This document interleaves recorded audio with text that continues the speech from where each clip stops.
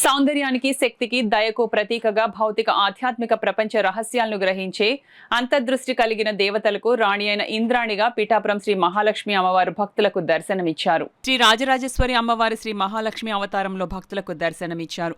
అవతారాన్ని ఆలయ committee chairman Gummalla Venkateswararao చిన్న ప్రారంభించారు. ఆలయ అర్చకులు హరిప్రసాద్ శర్మ అమ్మవారికి ప్రత్యేక పూజలు, అభిషేకాలు నిర్వహించారు.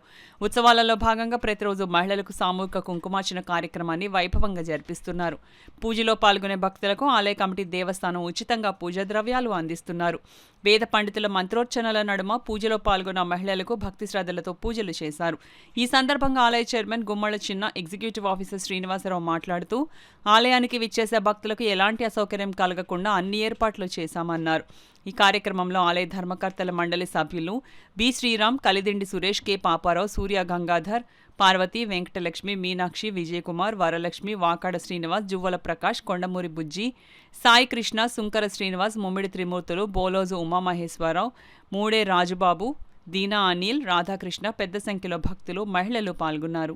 శక్తి స్వరూపం లేకుండా, శక్తి అనుగ్రహం లేకుండా శివుడైనా సరే, విష్ణువైనా, బ్రహ్మైనా ఎవరూ కూడా ఏ పని చేయలేరు అని శంకర భగవత్పాదుల వారు శివశక్త్యాయుక్తో యది భవతి శక్తః ప్రభవితుం నచేదేవం దేవో నకులు కుశల స్పందితుమపి అని మనకి తెలియజేసి ఉన్నారు. కదలటానికి కూడా వీలు లేదు. అందుకని శక్తి అంత అవసరం. అందుకే శక్తిహీనుడు అంటారు ఎవరైనా ఏ పని చేయలేకపోతే. అందుకని శక్తి అనేది చాలా అవసరం.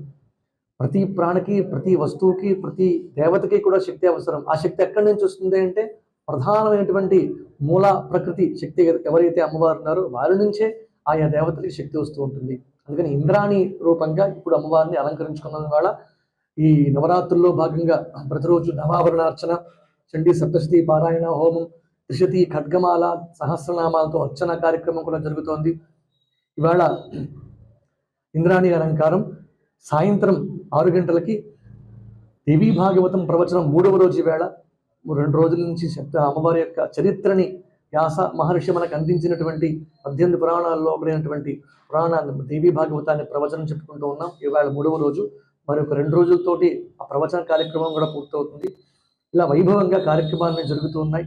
ప్రతి ఒక్కరూ అమ్మవారి దర్శనం చేసుకుని శంకర మఠానికి వచ్చి అమ్మవారి ప్రసాదాన్ని స్వీకరించి ధరించమని కోరుతూ శుభం భూయాత్. స్వస్తి.